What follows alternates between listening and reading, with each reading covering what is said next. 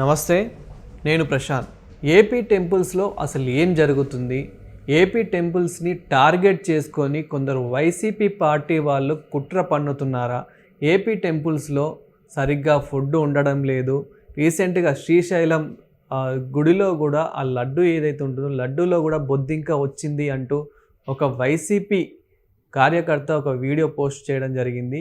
ఇలా ఒక్కటి కాదు, రెండు కాదు, చాలా టెంపుల్స్ నుంచి చాలా రకాలుగా చాలా ప్రయత్నిస్తూ ఉన్నారు. ఇదంతా ఎంతవరకు నిజం, ఇదంతా ఎవరు చేస్తున్నారు అనే విషయాలు అయితే తెలుసుకుందాం. దీని గురించి అయితే మాట్లాడేందుకు ప్రస్తుతం మనతో పాటు సీనియర్ పొలిటికల్ అనలిస్ట్ డివిఎస్ గారు ఉన్నారు. నమస్తే అండి. నమస్తే సార్, నిజానికి అసలు ఆంధ్రప్రదేశ్ దేవస్థానాల్లో ఏం జరుగుతుంది? నిజంగానే ఇలా ఇది ఏదైతే లడ్డూలో బొద్దింక వచ్చింది, తిరుపతిలో అన్నదానాలు సరిగ్గా లేవు, అదేవిధంగా ఇంకా కొన్ని దగ్గర అది తిరుపతిలో కూడా గోవులు చనిపోతూ ఉన్నాయి అంటూ ఇలా చాలా రకాలుగా చాలా ఆరోపణలు కానివ్వండి, చాలా విమర్శలు అయితే వస్తూ ఉన్నాయి. ఇది ఎంతవరకు నిజం? ఇదంతా అసలు ఎవరు చేస్తున్నారు అనుకోవచ్చు? అంటే పోగొట్టుకున్న చోటే ఎత్తుక్కోవాలి అనేది సామెత ఒకటి ఉంటుంది ఇంగ్లీష్లో.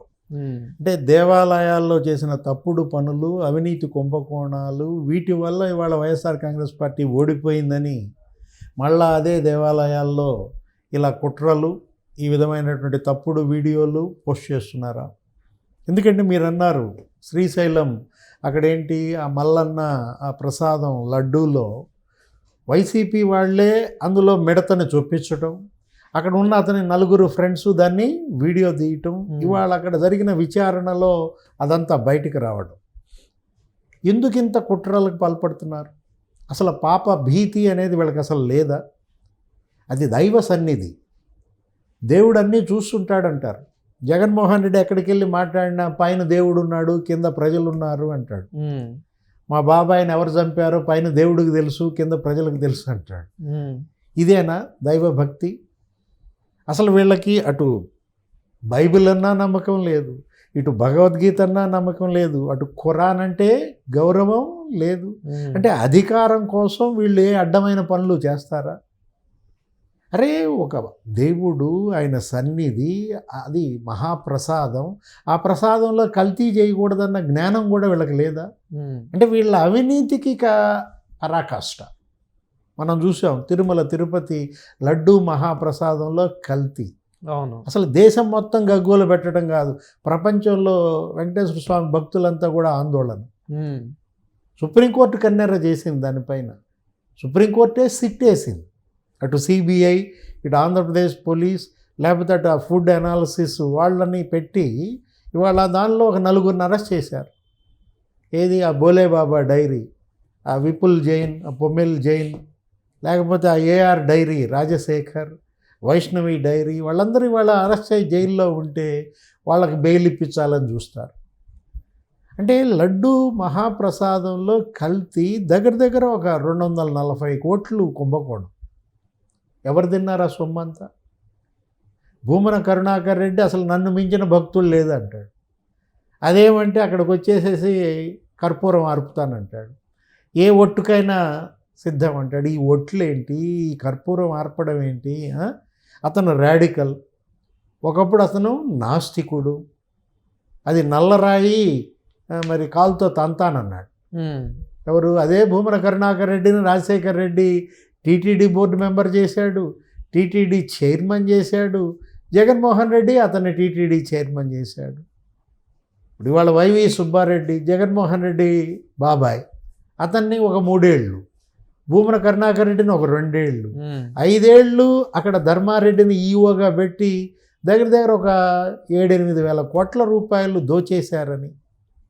నాసి రకం మరి శనగపప్పు, నాసి రకం జీడిపప్పు, అసలు క్వాలిటీ లేని యాలకులు, అసలు నెయ్యిలో కల్తీ. గోరఖ్పూర్ ఎంపీ తిట్టాడు, పశు మాంసం తినిపించాడు జగన్మోహన్ రెడ్డి కోట్లాది హిందువులతో అన్నాడు. మనం చూసాం ఎక్కడ విజయనగరం, అక్కడ రామతీర్థంలో రాముడి తల నరికారు. అసలు అక్కడికి ఆ ట్రస్టీ అశోక్ గజపతిరాజు ఆయన అసలు వెళ్ళనివ్వలేదు. చంద్రబాబు, కళా వెంకట్రావు వీళ్ళందరిపైన కేసులు పెట్టారు విజయనగరం రామతీర్థంలో.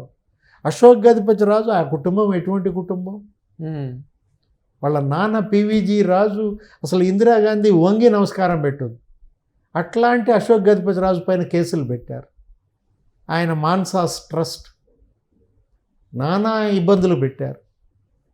వేలాది మంది విద్యార్థులకి అన్నదానం చేసి చదువులు ఉచితంగా చెప్పించే ఆ ట్రస్ట్ని గందరగోళం చేశారు, కేసులు పెట్టారు, ఆయన అరెస్ట్ చేయాలని చూశారు.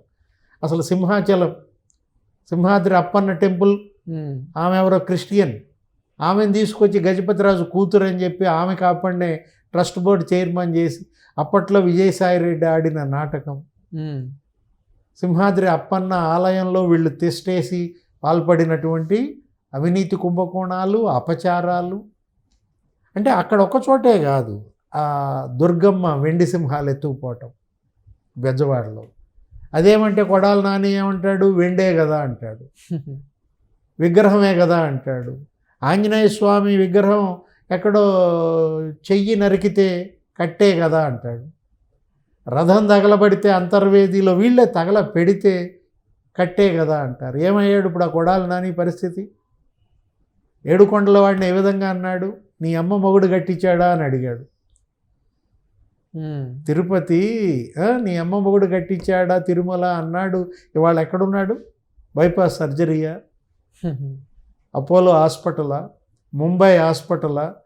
అంటే ఇవాళ వైఎస్ఆర్ కాంగ్రెస్ పార్టీ వెండి సింహాలు ఎత్తుకుపోవటంలో దుర్గమ్మ, విగ్రహాలు పగలగొట్టడం, 200 ఆలయాలపైన దాడులు, అప్పట్లో అన్యమత ప్రచారం, మత మార్పిళ్ళు, బలవంతపు మత మార్పిళ్ళు.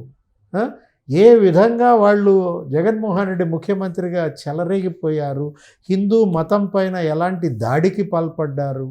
అదేమంటే ఇప్పుడు మళ్ళీ ఏమని చేస్తున్నారు, హిందూ జనోద్ధారకుడు అంటున్నారు, ఒక రకంగా పోస్టర్లు తయారు చేస్తున్నారు. మళ్ళా ఏదో రకంగా జగన్మోహన్ రెడ్డిని హిందువుల్లోకి చొప్పించాలని, వైఎస్ఆర్ కాంగ్రెస్ పార్టీకి హిందువుల ఓట్లు వేయించాలని ఇప్పుడు ఈ కుట్రల.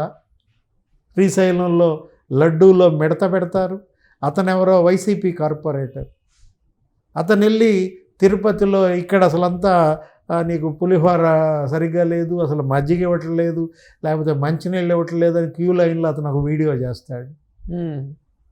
తర్వాత తప్పు ఒప్పుకుంటాడు. ఇప్పుడు వీళ్ళు కూడా ఈ మిడత పెట్టినాడు కూడా తప్పు ఒప్పుకుంటాడా? వీళ్ళపైన కఠిన చర్యలు తీసుకోవటం కాదు, ఇప్పుడు అన్ని టెంపుల్స్ పైన నిఘా ముమ్మరం చేయాలి.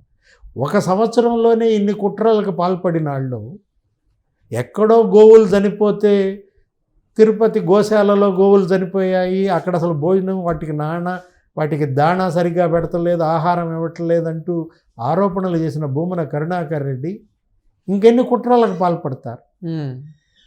ఇవాళ ఏంటి, బివేర్ ఆఫ్ వైసీపీ. అటు టెంపుల్స్ దగ్గర సీసీ కెమెరాలు పెట్టాలి, అక్కడ నిఘా ముమ్మరం చేయాలి. ఈ కుట్రలని ఎప్పటికప్పుడు తిప్పి కొట్టకపోతే ఇంకా ఈ రాబోయే 4 ఏళ్లలో ఇంకా ఎన్ని టెంపుల్స్లో ఈ విధమైన అరాచకాలకి పాల్పడతారో.